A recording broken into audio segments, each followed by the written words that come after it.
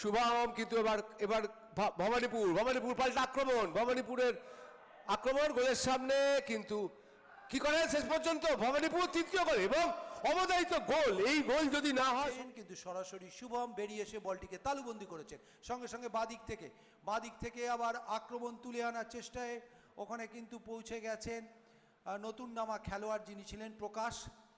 বাদিক থেকে সেন্টার আসছে, কিন্তু এবার সরাসরি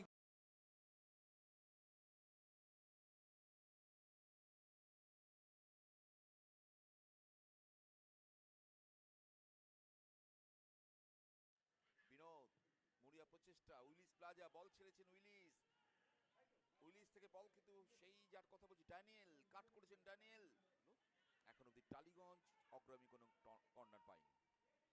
কর্নার ভবানীপুর দলের। সেন্টার ক্রিজো রয় আসিরুদ্দিন দুর্বার গতিতে দুজনে মাঝখান দিয়ে কিন্তু ট্যাকেলে চলে এসছেন ওখানে চমাক। ফিরতি বল বাদিক থেকে আক্রমণে চলে আসছেন 30 নম্বর ওই ড্যানিয়েল, মিজোরামের ফুটবলার ড্যানিয়েল কাট করে বল দিয়েছিলেন। গোলরক্ষক সংগ্রামজিৎ রায়চৌধুরী ঠেলে দিয়েছেন বাদিক আক্রমণ। ভবানীপুর ফুটবল ক্লাব দুর্বার গতিতে এগোচ্ছেন। লেফট ব্যাক দীপক সেন্টার করেছেন, কিন্তু বল চলে গেল